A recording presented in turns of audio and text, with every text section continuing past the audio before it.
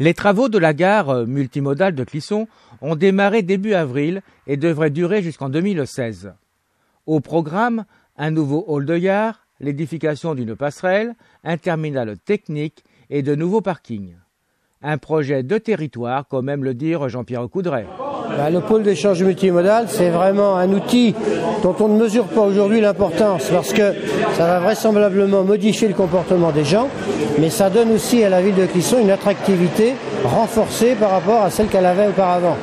Et non seulement pour Clisson, mais les communes limitrophes comme Gorges, Saint-Lumine, Saint-Hilaire ou Gétigné vont bénéficier de cet attrait-là. Donc on est vraiment en train de vivre une mutation, un changement dans le mode de vie et l'attractivité de notre territoire. Question de la part des usagers ainsi que de l'opposition. Y aura-t-il assez de parking ?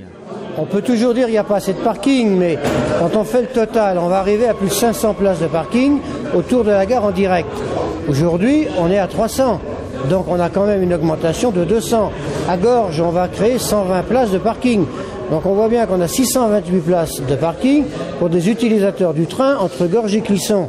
Donc je crois que là, on a de quoi répondre, disons, on va dire, aux quelques années qui viennent. Ensuite, il y a une réflexion qui s'enclenche petit à petit en termes de mobilité. Est-ce qu'il faut mettre des rabattements de communes comme Saint-Hilaire ou autres? Est-ce qu'il faut encourager le covoiturage? Est-ce que les gens vont y adhérer? Donc là, il y a autant de comportements qui peuvent changer, mais ça, c'est l'avenir qui va nous le dire. Mais aujourd'hui, moi, je suis assez serein. On aura, je crois, de quoi répondre à la demande.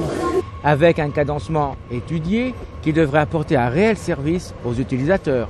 Donc on va, à partir de janvier-février 2015, c'est-à-dire quand le terminus technique de Clisson va être terminé, quand le pôle d'échange multimodal de Clisson va être terminé, quand la halte ferroviaire de Gorges va être terminée, on va pouvoir, donc ça c'est prévu décembre 2014, et donc on va pouvoir à partir de janvier-février 2015 mettre en place le cadencement, c'est-à-dire on va mettre en place 23 allers-retours tram-train par jour, donc ce qui est quelque chose de conséquent pour le territoire, et donc avec un cadencement à la demi-heure pendant les périodes de pointe, donc pour les gens c'est important aussi, et donc le tram-train s'arrêtera lui entre Clisson et Nantes dans toutes les gares de la ligne.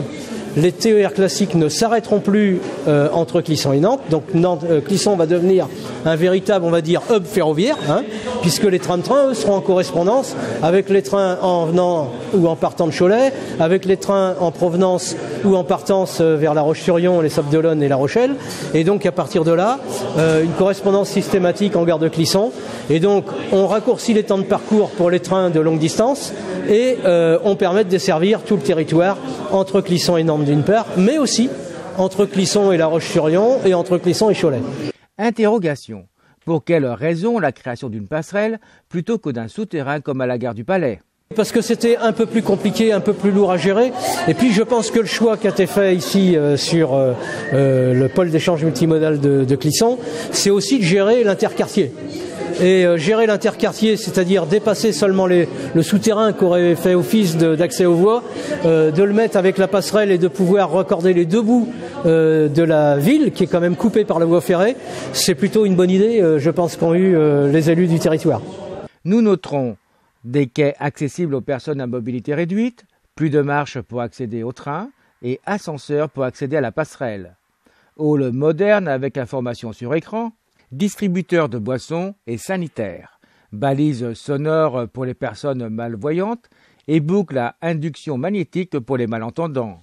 Pour s'informer tout au long du chantier, rendez-vous à l'adresse www.nouvelle-gare-clisson.fr.